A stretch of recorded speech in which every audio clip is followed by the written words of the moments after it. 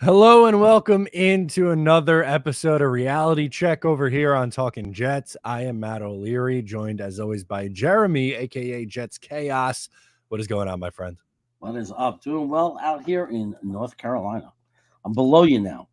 There you go. You're below me. You're making your way back to the East Coast. We need you in a week. It's coming up quick.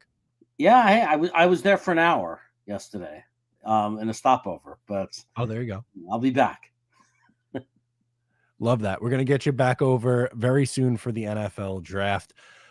Super excited to get into our topics today. This is our last episode before the draft because we are doing a live event over at the main event in Farmingdale on Thursday. Need to get there in the afternoon to set it up. So Jeremy and I won't be live, but we'll be live for the entirety of the draft. So in the second half of the show, we'll do our final mock draft. And then we want to start, though, with some NFL draft hypocrisy because, well, Jeremy, this is very rare for you, but you got a little fired up about reading some things on the internet.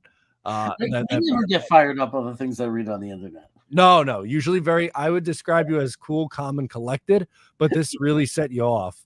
And it's hypocrisy around specifically the Jets in the NFL draft and the seemingly never-ending debate between offensive line and Brock Bowers.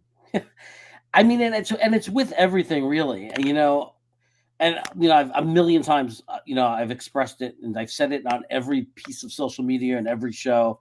I am not stuck on any one solution or any one pick. I could live with almost everything people have discussed. The reality, though, is and this goes with any topic. It doesn't even matter. It has nothing to do with Bowers or liking him or not liking him. Cannot stand when people are illogical and hypocritical.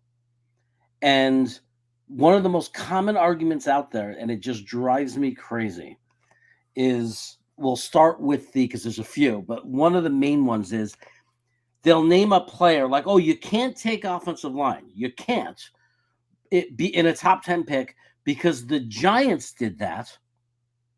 And look at the bust that he, and they'll name one other. Oh, this other offensive lineman bust, right? And then if you say, well, yeah, Mr. Bowers boy, but let's look at the last 10 tight ends that were drafted in the top 10, and they were all busts except for one. Then they say, well, you can't do that. You have to look at the player and the individual players. You can't go by that. Well, that's hypocrisy. Because the reality is you have to do that for each offensive tackle as well. And the real data shows, and again, I don't live by it because you do have to look at the individual player, but the real data shows that offensive tackle in the first round historically is the safest position as far as success rate. It's the only one that's well over 60% in success rate when you take a tackle in the first round or offensive lineman in general. So that doesn't mean we should, that's not the reason I would argue we should do it, but it certainly is makes saying take another position because tackles bust a little bit more illogical and not realistic. But it's the hypocrisy that kills me in that. Every player can bust. You can't pick out and point out players and say they're more likely than others. I am with you on that because I think far too often you get oh, well, here's a circumstance that happened either a couple of years ago where a team did this, like for the Giants taking Evan Neal and him looking like a bust. And then that's the call out point at that point. But I do agree that on the offensive line is usually a safer bet. It's not, there's no automatic bet because they wouldn't have an NFL draft if that was the thing, right? It wouldn't be this essentially a lottery ticket that you have the opportunity to take a player. It would be, oh, you have the first pick, you're getting by far the best player in this draft. It doesn't work that way. So you have to, let your scouts do their job. And if they come away with Bowers being the number one guy or an offensive lineman being the guy at that spot, then so be it. I think we are just so locked in on like what you want to see in your head. Like if you are a dead set on the tight end or dead set on the offensive line or dead set on the wide receiver, and you can't open up this mindset to that there's other options out there and that it might actually work if they go a different direction. Like that's what really I don't understand from all this. Right. Or that you could be wrong. Like suddenly it's like, no, but you didn't see Bowers in college. He's going to be a superstar. We thought the same thing, or Tennessee thought the same thing about Corey Davis. It's like, I understand that you love his film. I love his film too. I understand that you love his ceiling. I love his ceiling too. But the reality is, there's no way to know for sure. There's nothing about him that makes you know more than any other guy that anybody else loves. When all of us love a player and believe in a player, that's it. We believe in him. We love the player. That's why you think Bowers can't miss if you're somebody who supports Bowers and desperately wants to pick him, because you love him. But it's not because it's true that that he can't bust. Like, that's not an argument. He might bust, just like Fuaga might bust, Fontenot might bust, J.C. Latham might bust, even the wide receivers might bust. It's just a reality. I mean, none of the guys that have bust in the past were expected to. It's not like tons of people going crazy in the world, and the analysts were criticizing Tennessee and saying how stupid that they took Corey Davis. No, everyone at that time thought he was a stud. They thought he was a can't miss.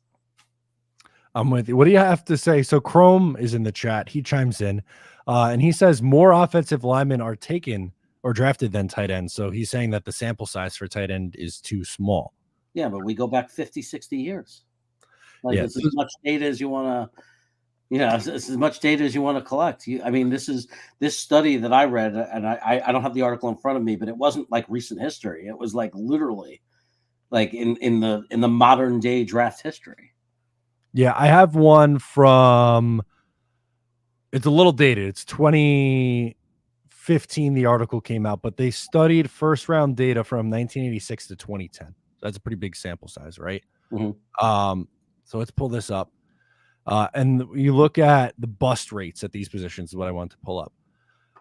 Running back has the most bust rates during that stretch. 96 drafted, 45 bust. Now I think less running backs go, so that's gone down, but tight end and offensive tackle are around the same in bust rate, according to this study, where 19% of tackles busted and 21.4% of tight ends taken in the first round busted.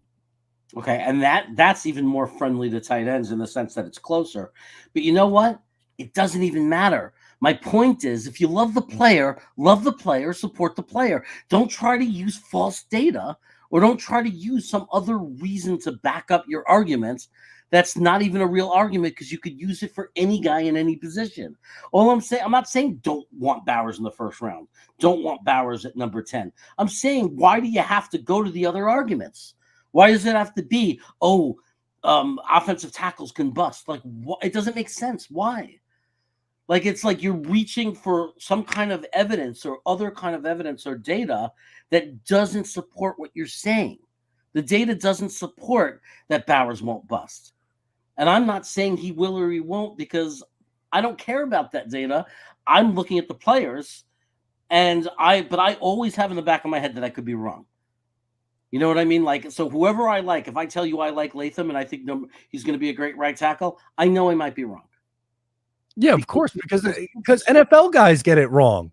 These guys who are in positions of power of NFL teams sometimes get it wrong. Like that's what I mean. Like the revisionist history for the 2021 draft class at the quarterback spot, because Trevor Lawrence goes 1 overall. Everyone loved him, but there are 4 other quarterbacks who went in the first round, and the talk was, is this great quarterback class, and none of them outside of Trevor Lawrence are any good. Like sometimes it just doesn't work.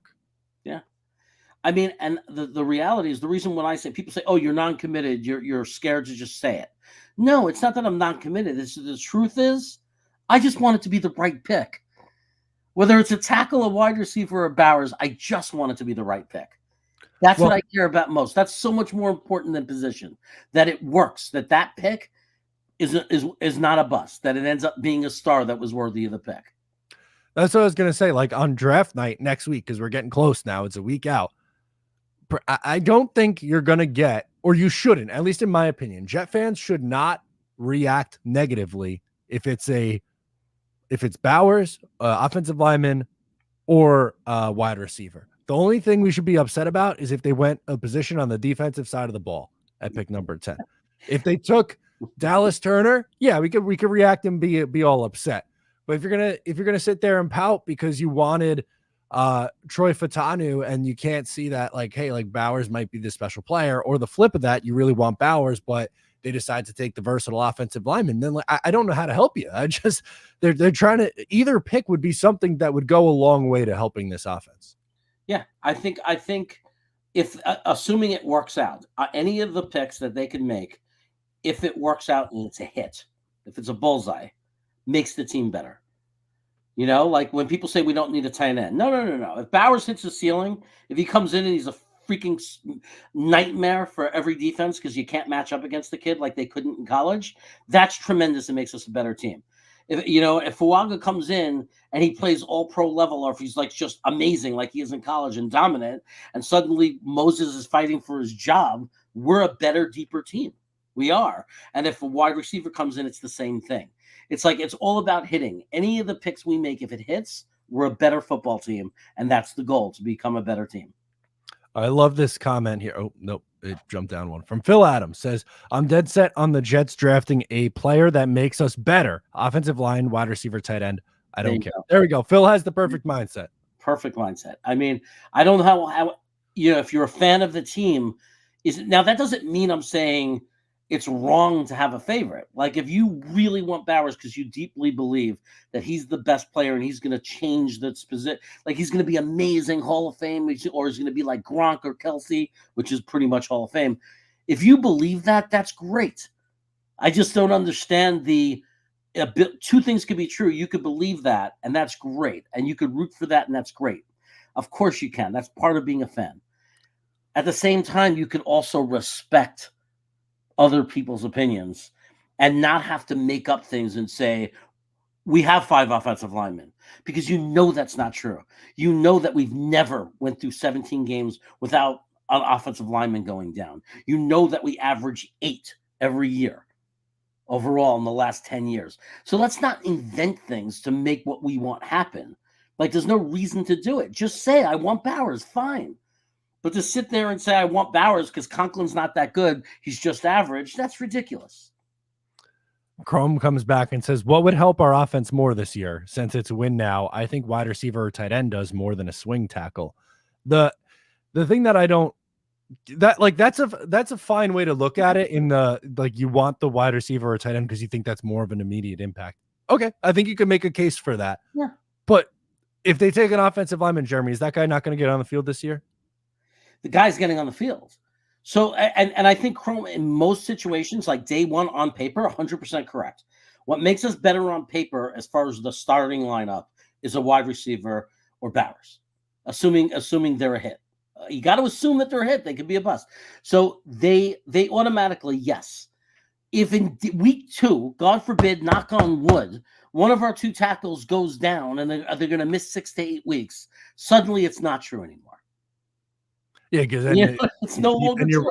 You're right back to Max Mitchell and Carter Warren. And I hope Carter Warren takes that next step, because I think there was, some positive signs down the stretch last year, but I don't know. There's a gamble involved with thinking you're okay on the offensive line. Now, if they are able to fill it, the depth through the mid rounds, that's great. But I don't just view, if they took an offensive lineman, they'd only be the swing tackle. I don't think that's a fair assessment of what it would be. Right. But here's the thing. I agree with both arguments full-heartedly. I don't want Lazard to be the number 2 wide receiver either, which is why my preference is a trade. Okay. Not too far back. My preference is trade back to 12, 13, 15, no further than 15, because I still want an impact player. I don't want to just take good players and have a lot. I do want the one big guy in one of the positions. I want to get something that's going to be very solid for us, now in the long term. But my preference is a trade back, only because I think if we can get another third, or better, a second, we get to address both. At least the second round will help address one of them a little bit, right? Because maybe we don't get Rome Odunze, But maybe if we get that second round pick and we end up getting Xavier Leggett or Lad McConkey or Roman Wilson, there are guys that could be just as good. It's just there's little question marks and it's a little less likely, but have that chance to still fill in and make us a better team. Yeah, absolutely. Alexis Alvarez says Jets first round tight end drafting history. Dustin Keller, 30th overall in 2008, 27 Becht, 1995, 9th overall Kyle Brady, 92 Johnny Mitchell. I say trade back more picks. Conklin will have a big year. I think Conklin absolutely, has a chance if he's the starting tight end this year to put up really nice numbers with Aaron Rodgers, who would be by far the best quarterback he's ever played with. I think he's put up pretty good numbers the last 2 years in a really bad quarterback situation. But to be fair to Bowers, I don't think any of these tight end prospects that are listed off are in the same stratosphere as Brock Bowers. Exactly, and we don't want to be hypocrites calling other people hypocrites. And to sit there and now honor that as, as this is an argument of why we shouldn't take him, we'd be being hypocritical. Because the whole point is, I wouldn't say that about any player. Like, I'm not going to sit there and say, I'm not going to say don't take a wide receiver because this, and this happens, or I don't care. Like, it's enough. Like, Alexis, your argument is strong enough without talking about the history of tight ends. Your argument has merit just by saying, I want to trade back. I think Conklin's good enough. I want more picks. I want to address more of the needs. That's enough. You don't have to talk about the Dustin Keller, Anthony Becht. It's irrelevant. They're different people. But that's the same with every position. It doesn't matter what happened with other guys. All of these guys in this draft are their own people. They're different. They're individuals. Well, it's like the argument, you can't take this quarterback because they went to here, and insert whatever school. And it's like, well, no one was talking about Texas Tech being this great quarterback school before Patrick Mahomes came out. Like, I don't know, man. Like, sometimes you just gotta scout the player and don't overthink it too much. Right. Absolutely. Nose Kills sends in a super chat. Thank you, Nose Kills. We appreciate your support. Says, I want to trade up for 𝐒𝐿'Dunze or Malik Neighbors so bad, but I have a sinking feeling JD's O-line heroics in free agency fooled me into thinking the offensive line is solved. Now, I think you can make a reasonable case that trading up for 𝐒𝐿'Dunze or Neighbors would be good for this Jets team. Yeah. That's a really big impact guy. I don't think you should, like, if that's your preference, I don't think you should walk that back because we were talking about, the offensive line and, potentially needing more depth there and long-term starters. But like on draft night, while our preference might be to move down, you get the 2 picks, whatever. Am I not going to be excited if I see the Jets flash up on the clock at pick 7 and those 2 guys are on the board? It would be exciting. Hell yeah. Because remember, a tackle could go down, and it could be Carter Warren that comes in, and maybe it's a drop-off in quality of play, but it might be serviceable. And if you have a guy like Neighbors and Garrett Wilson and you have Aaron Rodgers, we might be able to play past that weakness. Like, he might be serviceable enough to play past it and still have a lot of success. I'm not going to sit there and say we're doomed, it's over the season, but it's the same thing if Lazard had to play. Knowing that we have Breece Hall, knowing that we have Garrett Wilson, there's also part of me that believes we can overcome that as well if we have to. Because it's, if you give your quarterback enough time and you have the kind of guy like Rodgers, he was able to get 700 yards out of Lazard or whatever, his last year in Green Bay. So he can make anyone look better. I just want to get better. And Neighbors and 𝐒𝐿'Dunze would do that. And if we traded up and took Neighbors, I'm jumping up and down and going crazy. Because he truly is like in my opinion, a Jamal Chase type of prospect. Yeah, I think you can make that big of a difference. That's right. Vinicius says, why can't Moses be our swing tackle and pick 10 start from day one? That's fair. Or also, if you take someone who could play guard, why can't they start over John Simpson? Like, I don't know if they took Fotanu, for instance, is there not a world where he could start at left guard day one? I think so. He definitely can. And I think people have trouble seeing that because we built Simpson up so much. Like, we've built him up because we're trying to be positive, and there are some great things about his game. But let's remember, he's not a superstar. He played one and he had a good season as a run blocker. A lot of penalties, too many penalties. I mean, he's not a perfect player. We're happy because he's an answer. He's very serviceable. He's a legitimate starting guard, much better than Lincoln. That's what we're happy about. But that doesn't mean if you draft a guy like Fontenot, he's competing for that job. And if he's better, he's going to win that job. Yeah, I think he absolutely competes for it. Oregon Jet says, would you draft another USC quarterback? I wouldn't. Going back to the point you made about the school. So you wouldn't take Caleb Williams, I guess. I don't know. I don't let things like past history of a school determine my opinions on a prospect. I especially now after Zach Wilson, I do now when I look at quarterbacks, I don't look at it as I don't have a rule. I won't take a guy out of that school. I won't take a guy who hasn't played stiff competition. It's a warning. It's a thing to be concerned about. So I don't care about the players who played for USC in the past. That means nothing. It has nothing to do with anything. You have to look at the individual player. But you can look at this program and say, well, they have a system that's very passing friendly. Right. And you can consider those things like anybody from Oregon right now. You look at that and you say any quarterback in Oregon has the best offensive line, an incredible system where every time they shift to a new quarterback, they get high success. And you could use that as a warning sign, but you still at the end of the day got to look at the quarterback. Can they make all the throws? How do they play under pressure? If you just look at plays under pressure, I mean, that's how you evaluate these quarterbacks, or in my opinion, not by what program they're in. Who, obviously, if you have two guys of equal statistics and one played in the SEC and the other played in some yokel, division where they played against nobody, your instincts would tell you, I'm going to lean towards the SEC guy because he's more proven against real competition. I'm still going to look at the film, though. Yeah, no, you have to. I think it's just a little short-sighted if you are going based off of past history from other prospects at a program. I don't think that's necessarily fair. Dana wants a knick-knack tour. What do we got in your this is an away game for you, it seems, so not in your normal home base. Well, is he talking about like the fact that I just ate a cupcake before we went on air? That's very on brand. Is he talking about the fact I just came from lunch and had a Neapolitan pizza that I just did a review on?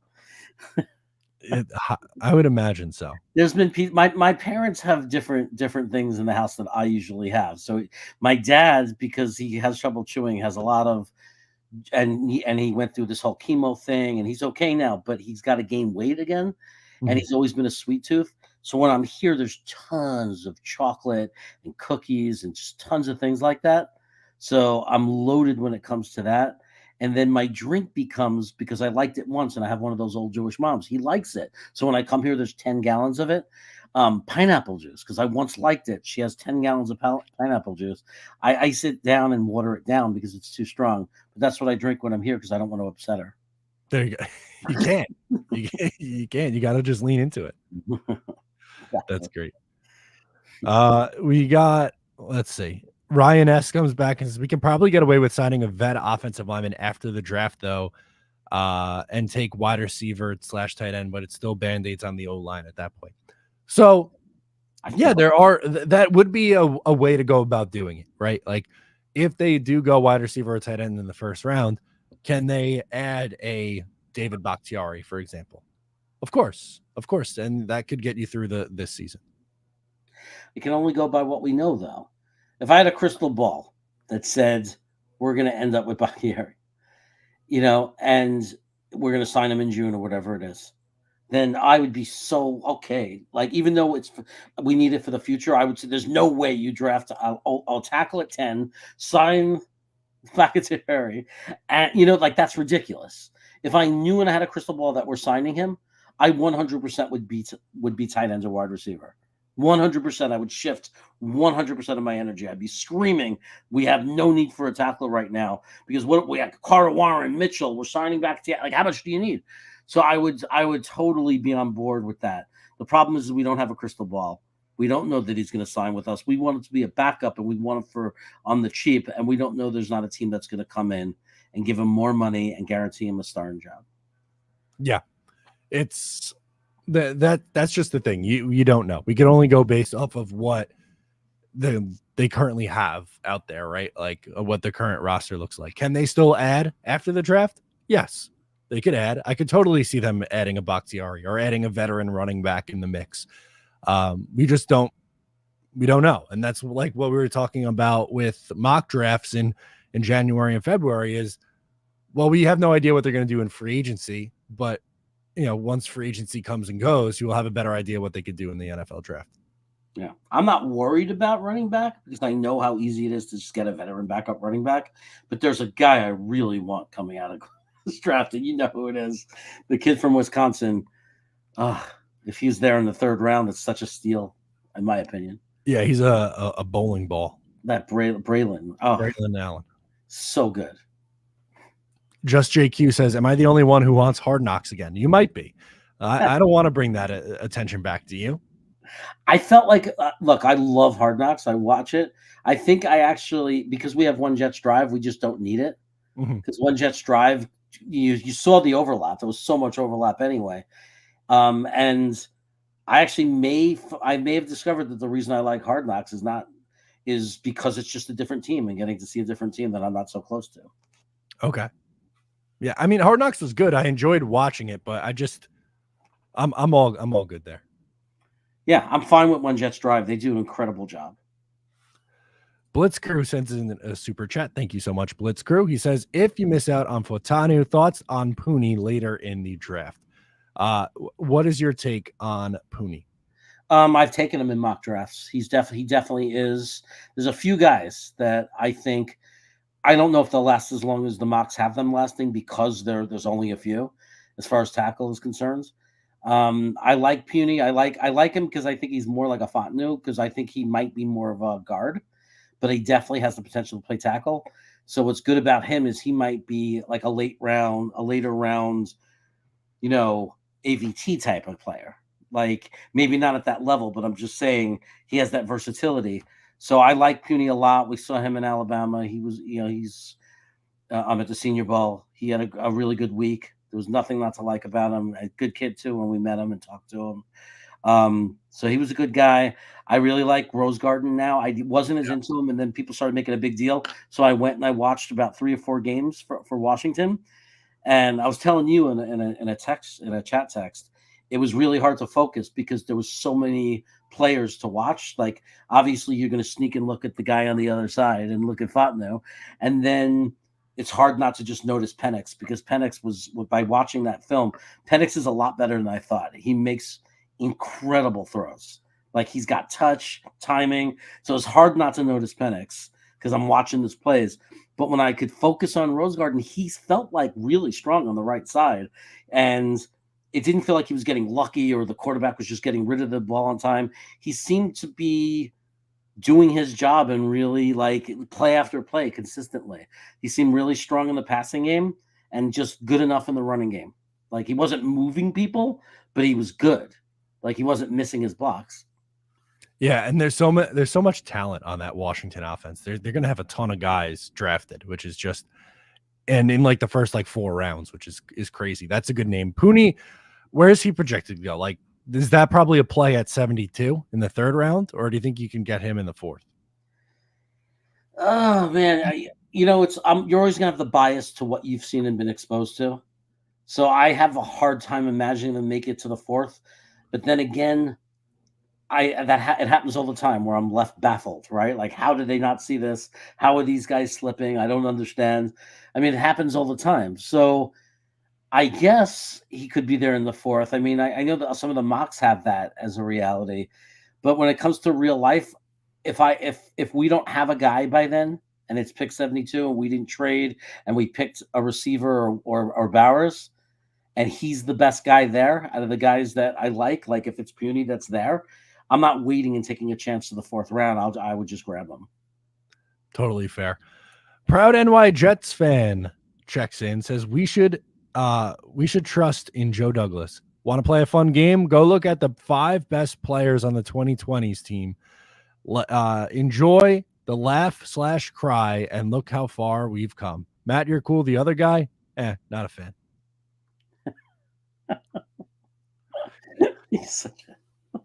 Yeah, that 2020 New York Jets team, not the best, unfortunately. They went 2-14 that season.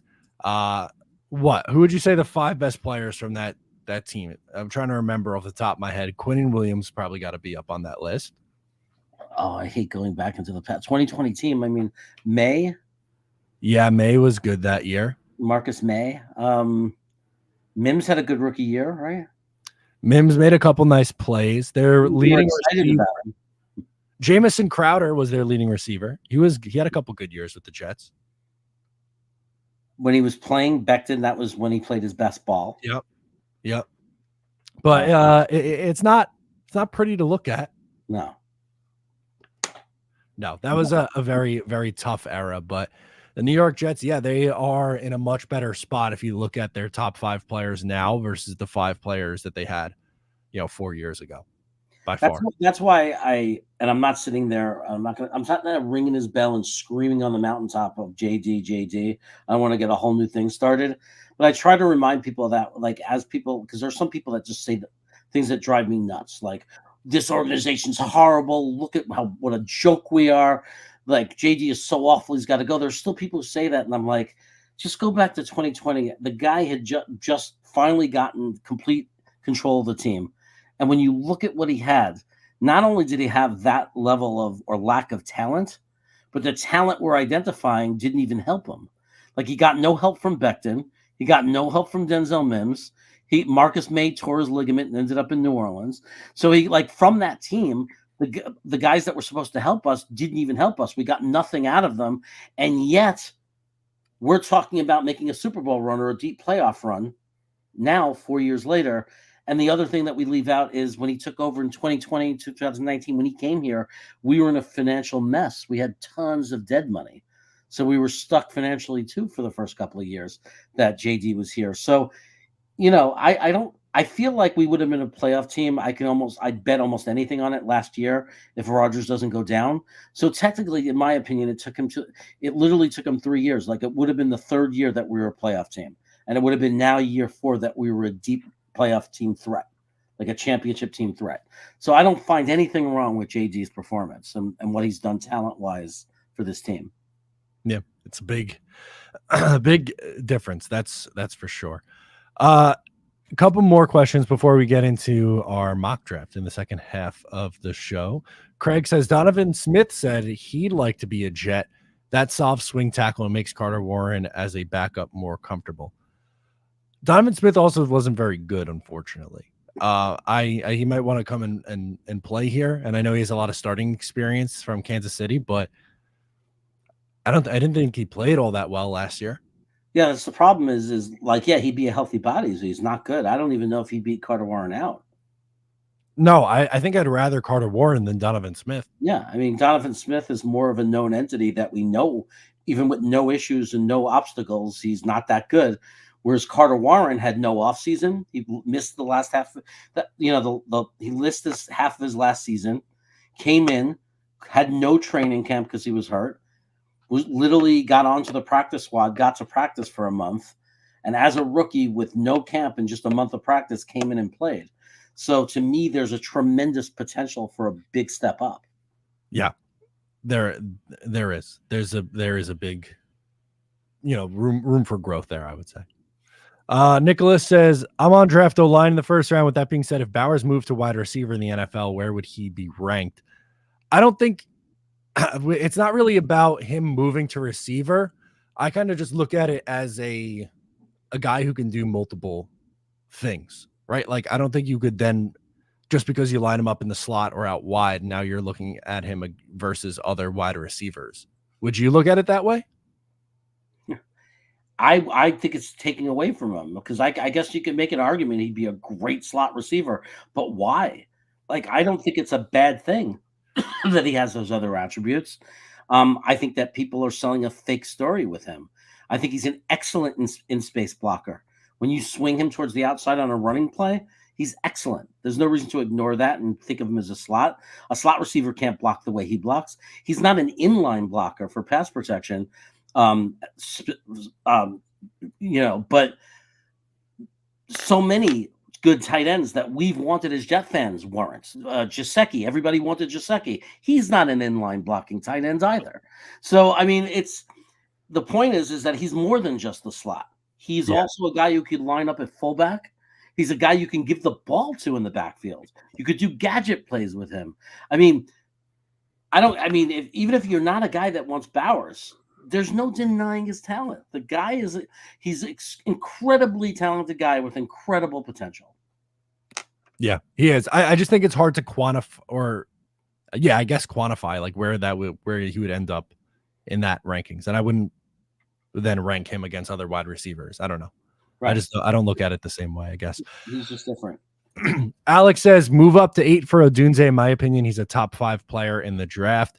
And then he followed it up. You'd probably only have to give up 134 or something to move up. If that's the cost, if a 4th round pick is the cost to jump up 2 spots, you do that? Oh yeah. Yeah. I mean, it goes without saying if that's true. I don't know if that's true. If he's right, I'm not saying it's not true. I'm not really good. I am not the guy to talk about draft value and what teams are likely to do yes or no. But if you told me right now the Jets could go up to 8 for 134, I would do it now without even knowing and seeing the board.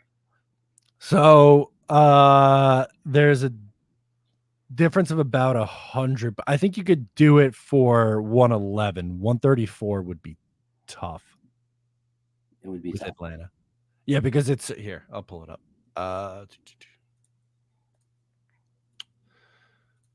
The value chart, which again isn't a perfect formula, but it's a good reference. So pick 10 is 1,300 and pick 134 would be 39, which would be 1,339 versus 1,400. You have to throw something else in. Right. Yeah. But if you did 10 and 111, that brings it a little bit closer at 1,372 and 1,400. But even that, like if Atlanta's trading out, I feel like the Jets would have to give up more to get up that because there's a good chance there's going to be they're going to hold out and say if one of the quarterbacks slips, Minnesota might come in and give a lot more. Yeah, I'm with you on that. I think they would probably have to give up more than the 4th, but I'm not against moving up, even if they use a pick in next year's draft if you want. You want to do a mock to close this thing out? Yeah, why not? I haven't done one in forever publicly, so yeah, let's do a little mock draft. So we'll pull it up. We were so much better at this than Green Bean and Dom and Tigo. The viewers deserve professionalism. Sure. Why not? Let's do a little Jets mock draft. Actually, I'll pull this down so we can see the full thing. So we'll use PFF for this sim. Do you want to go in with a theme or a plan, or you just kind of want to see how it falls? Let's just see how it falls. Okay. So we'll enter the draft. And we'll see what the chat thinks too as we go through. So I'll start us off. Okay. So first 9 picks are Caleb 1, Jaden Daniels 2, JJ McCarthy 3, Neighbors and Harrison go back to back. Drake May to the Giants at 6. Alt, Dallas Turner, Rome Odunze goes at pick number 9. So do you want to take Brock Bowers? Do you want to try to get a trade back? How do you want to approach?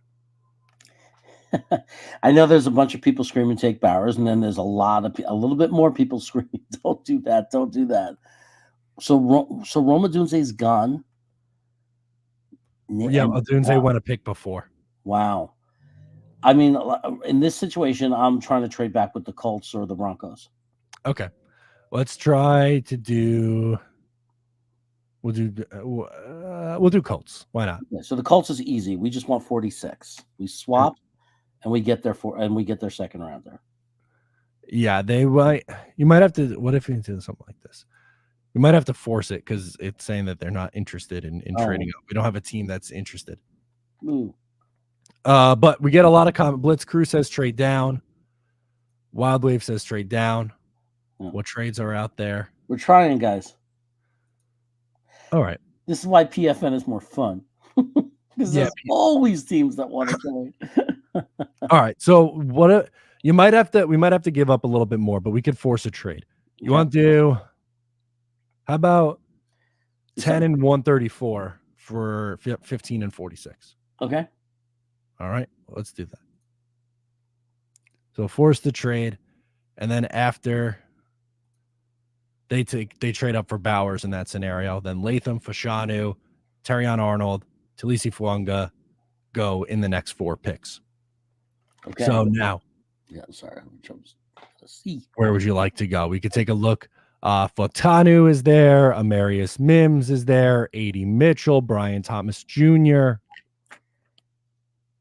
So as much as I like Brian Thomas Jr. and some of those and Mitchell, I love those guys. The reality is we can get a wide receiver. We can get a weapon at 46. It will be a serious drop off in getting our tackle.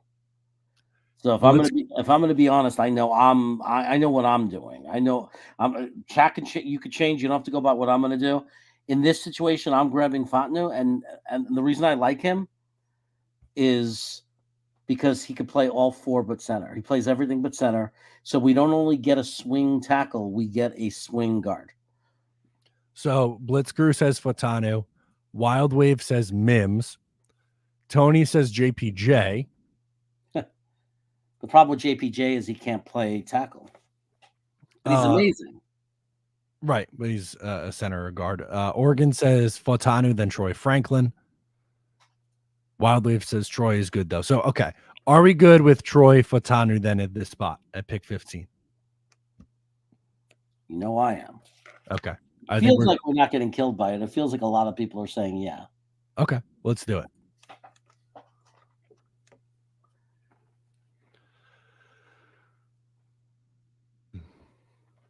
We'll see what receivers are there.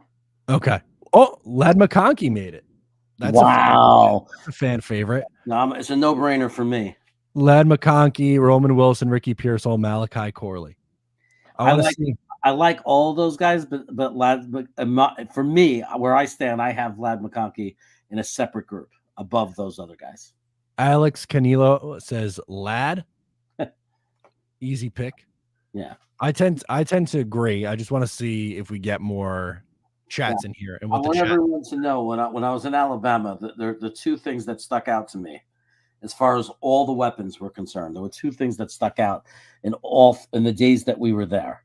And in those days, the thing that stood out the most was Ladd McConkey, and then Roman Wilson made a catch I'll never forget. I got to see it live. The best catch I've ever seen in my life in person. So that made me love him. Like I said, oh my God, anybody can make that catch. I want on my team, but not enough to say I would take him over Ladd McConkey. Ladd McConkey dominated every drill. When I was in Alabama, I really like Ladd McConkey. I will say these other 2 receivers, right? I like Roman Wilson and Ricky Pearsall a lot too. Yeah, not as much as McConkey. Yeah, but I love them. If McConkey was gone, I would have no problem with Ricky. I'd have no problem with Roman.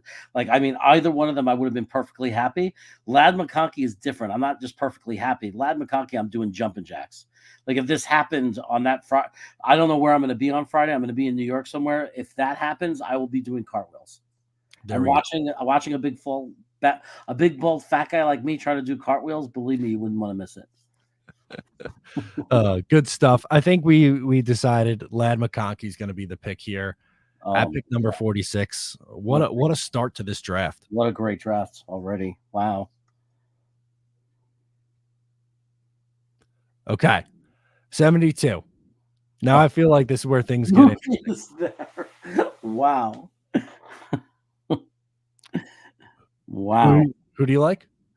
Ruke is right on top. Yeah. That's a defensive tackle that would play alongside Quinn in the rest of Quinn's career. If you held on to this guy, it would be scary to have those 2 guys together. Yeah. There's a bunch of good interior guys right here. Yeah. Michael Hall Jr., T'Vondre Sweat is dropping because of the DUI, but 𝐒𝐿 trust him at all. Wingo's good. Dwayne Carter, Mason Smith is someone they met with recently. He's probably more of a 4th rounder, though. Here's the number 1 reason not to take Ruke. Okay. I would love him in the sense that, oh my God, the middle of our defensive line is now getting to be like our edges. I mean, like, it's as long as he hits, I mean, because you never know. But I'm thinking if he hits, it's ridiculous to have him next to Quinnen. The guy is explosive. He's another guy who can create pass disruption. He's very good against the run, tackles behind the line of scrimmage, moves guys around, slips through. He's great. But you could get a good defensive tackle in the 4th round. So Right. the jump and the drop down at that position isn't super far. And it's not as much of a need as safety, even cornerback. Okay. So And do you want running back. to look at safeties and see if anyone jumps out? We could Sure. Kalen Bullock, Wow. Cameron Kitchens is another popular one. A lot of people have Kitchens above Bullock. Yeah. By his ADP, he goes earlier in these drafts more often than not. Yeah. Well, I like Cole Bishop, but probably not at this point. Right. He's more of a 4th round. Wild Wave wants to know, is Javon Baker there? I believe he was. Let's see. Yep, Javon Baker at a UCF is there. But he's a 4th round. Most likely. Maybe not. He might not be there. Yeah, maybe. I don't think he will in this simulator. I don't think he makes it to the 4th round. Okay. There are some good ones. Let's look Yeah. at So, do we have? I feel like we got a lot of different options here. Oh my God! Yeah, we haven't even looked at running backs. Yeah, that's true. Let's do that. Let's pull up running backs. There were a lot of good ones available. Jalen Wright, Trey Benson, Bucky Irving. Wow. Or Peter from Hudson Valley calls in. What about quarterback? You have, hang on, Rattler and Pratt are still on the board. I don't know if you want to go quarterback. No, I would never. Early. Would never. Okay. Have we narrowed down our list? Because I feel like, I don't know. I would be okay with taking Ruke or safety. Yeah, I mean, I'm very, very balanced on that. The only thing I'll say is their safeties might not be there in the 4th round, whereas I'm confident there'll be defensive tackles that are. Not as good as Ruke. He'd be a much better pick, like as far as the best defensive tackle that we could add. But there'll be defensive tackles that we could feel good about in the 4th round. Okay, so who of this? I'm not so sure with safeties. Like I don't think you're going to see Kitchens there or Javon Baker or Bullock. Like I don't know that you're going to see those guys in the 4th round. Okay, so what do we want to do? Do we want to do safety here? You want to double dip at receiver? Do you want to go running back? Yeah, there are people who are talking about that we should look at receivers. Look at that. Jermaine Burton, Devontae Walker, Javon Baker, Johnny Wilson. I don't like Johnny Wilson. No, me neither. I think he's another Lazard. We don't need another guy who can't catch. He's 6'7". I don't think that's going to translate very well at wide receiver. Yeah. And even Devontae, I'm not a giant fan of. 4th round, sure, not a big fan of Devontae. He even in Alabama, he looked fast, but he couldn't make plays. Okay. He just couldn't do it. He was like anytime he was covered, even when he wasn't, and he had to make a move to the ball. Like he didn't have that nose for the ball. He didn't move towards the middle when he had to. Like I was disappointed in a lot of his play. Fast though, very fast. Yeah. So we took a look. Any closer on a decision here? Because I feel like the chat is so spread out. I know. I personally would go safety because I just think it's the defensive tackle is a deeper position. Okay. Who's your favorite safety from here? I like Kitchens. Okay, me too. I would say Cam Kitchens in this spot. So if you're good with that, I'll pull the trigger on Cam Kitchens. Yeah. All right. Now, if Malik Washington is there in the 4th round, I see somebody threw out his name. If Malik Washington is in the 4th round, that's something we have to consider for sure.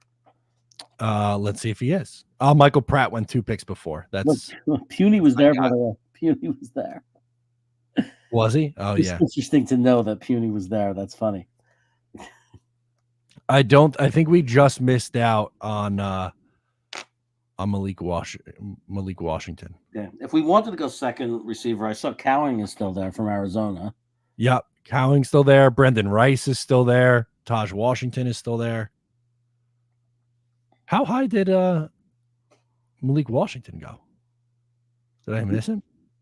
It only takes one GM, and believe me, he could be something. He's good. I like Malik Washington a lot. Yeah, I like him. I mean, I might have just scrolled past his name or something. Yeah, he's a boomer bust. I mean, though, but man, he could be a boom for sure.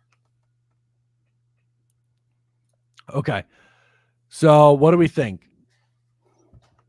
What position should we? Oh, Pooney is still there. I forgot to say that. I think we got to look at the tackles. I mean, not the defensive tackles, and see who survived. Dwayne Carter, 𝐒𝐿𝐫𝐤. Oh, I like Wingo. Look at Sweat; he's still there. Sweat, would you touch Sweat after the DUI? I don't even like him that much as a player. I think if he didn't have that last name, you wouldn't see people going that crazy off of him. I don't even trust him that much, to be honest. Yep.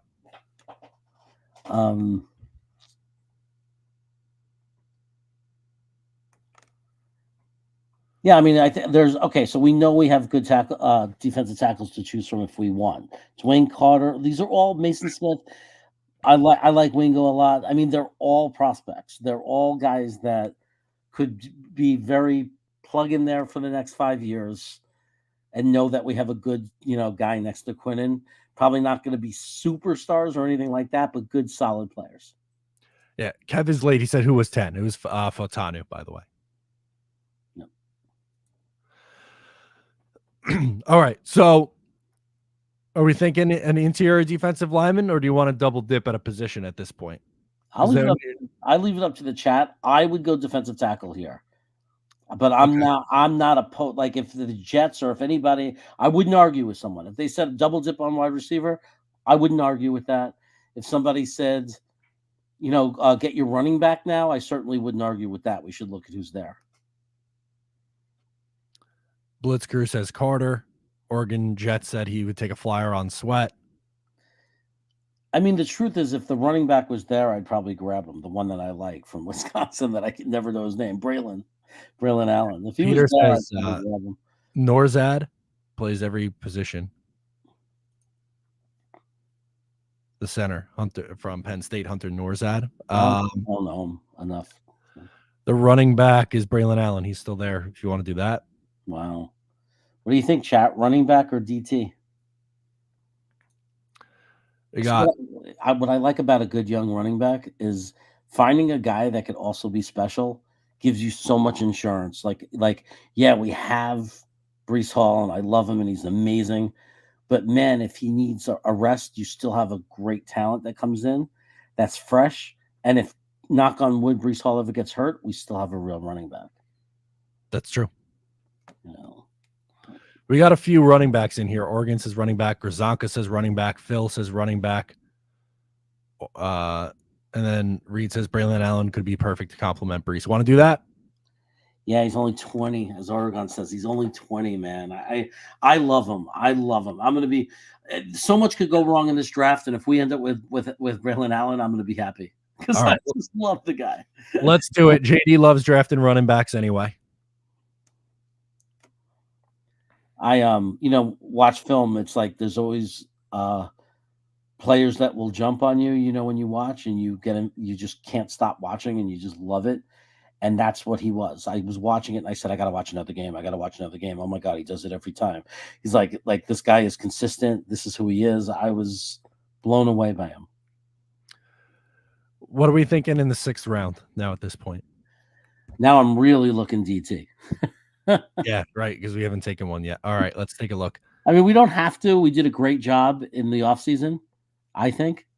Oh, if McKinley's there, we're great. And I don't know. Jackson? Yeah. Well, okay. Is that 𝐷𝐬𝐷 McKinley, or am I wrong? I don't know. I don't know. Okay, because I don't know McKinley. 𝐷𝐬𝐷 has a guy he loves, and I thought that was him. So he apparently his rank is 205, but his ADP is 143. So he's going to look up a lot higher. Is Kamal Hayden there? It says Mike the Stat Guy. Let's see. Mike the Stat Guy, good guy. He's called into the show.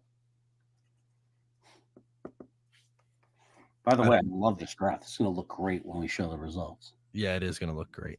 Unfortunately, no, it doesn't look like he is. Yeah, I think it's the same player that Tom C's always talking about. Tom C loves him. All right. Oh, I mean, it's definitely a position of need. We're in the 6th round anyway. And you know what? That's the one position that Tom C is like, of all the positions, that's the one he's the most proven in from last year. He's all of his guys were correct. So, all right, let's do it. I'm down if you are. Yeah, grab him. Okay. Then 2 picks in the 7th round to close us out. Oh, I know what Tony the GM wants. He wants a quarterback by the name of Tanner Mordecai, or Mordecai Tanner. And I'm not even going to have the fight with people about him. Like, people are going to laugh and say why. And it's like, and they're going to laugh because he was on a team that was run only and barely threw the ball. But if you look at him from SMU when he played there, if he would have kept that up and stayed on a passing program, everybody would know his name. I don't know if he's available. He might have went already. Wow. This one has him going. That's interesting. Well, I mean, he could be ranked that low, believe it or not, but he's just not. I don't expect him to get drafted. I think we're going to bring him in as an undrafted free agent, or some team will, but I don't think he's getting drafted. Okay. Maybe they don't have him on the board here. Yeah. I just like his film. He makes every throw. He's really good. But he played for Wisconsin, and they don't pass the ball. They run. But then when you watch him in the bowl game I think it was against LSU, it was like against a much better team. He had 3 touchdowns, and he played great because they had to throw the ball because they were behind. Peter says Kenny Logan. That's who he'd want. Let's see if he's available. He is. What position? Go back. Safety. Oh. Could do offensive line again. Yeah. Is there anyone? Maybe Frank Crum. Or go for a center. What centers are left? Anthony Byram's a good inside guy. Delmar Glaze is a great name. That's amazing that he's still there. He's projected higher on other different. Okay. So, would you take him? Do you want to go a different position? I just feel like we might as well take a second swing at line somewhere. I would look at which interior, because I don't know how this draft works. So I'm just curious if anybody slipped that we really like at the interior. On the interior offensive line. Yeah, that's because there are some good centers. Like Drake Nugent is a really good center. Drake Nugent, for example. Layden Robinson is good. I mean, these are real names. So for this far back, for these guys to be there, kind of interesting. Okay. Do you have a preference? I like Drake Nugent. Okay, let's take him. And then what do you want to close with? You guys, come on. You could just this is an edge. Let's just take the best edge. I doubt he's there, but if Brennan Jackson is there, that's where I'd go. No. You have Eric Watts. He's the best edge. You got to go for that name. He's from Connecticut. Yeah. All right. Nobody takes him seriously because he's from Connecticut. He's going to turn out to be a star. So all right, let's see how we do, or how we did. We got an A plus for McConkey. They did not like the Kitchens pick. They did not. Wow, they did not like the second half of our draft here. We got a B plus overall. Let me tell you something. If we landed this draft, I don't know about you, but I would be so happy. Like I would be thrilled. I'd be freaking doing cartwheels just from the top 2. I'm done with it. I don't care what they do. If they were to get Troy and Ladd, I'm done. Like, I'm happy no matter what, because we just addressed 2 very serious positions. Yeah, and Ladd McConkey is going to be an immediate impact guy, and Fotanu is going to be an immediate impact guy. I think If I would love it if McConkey fell to them in that spot. I think he's going earlier though. Very good chance. The only thing that can make this possible is it's a sweet spot for wide receivers in that late first round, early second round. There's a bunch. There is Xavier Legette, there's Mitchell, there's Franklin, there's a bunch. So maybe it's just a positional thing where what do the teams need and what are they looking for and who do they draft in the first round, and it just depends. You just never really know. Absolutely. So, all right, that's going to do it for us on this episode. Let us know your thoughts on the mock in the comments. We appreciate you. This will be the last time that we're on before the NFL draft, so we'll recap that. But I'm excited, man. Only a week out. Hey, and if you're going next week, get ready because it's going to be wild. So we're going to have a great time. If you're not going, you have to join us and be there and be part of it because I have a feeling it's going to be the most highly watched Jet content program, maybe in history of YouTube. I love it. That's going to do it for us on this episode. Thanks so much for tuning in. I'm Matt. He's Jeremy, and we will catch you next time.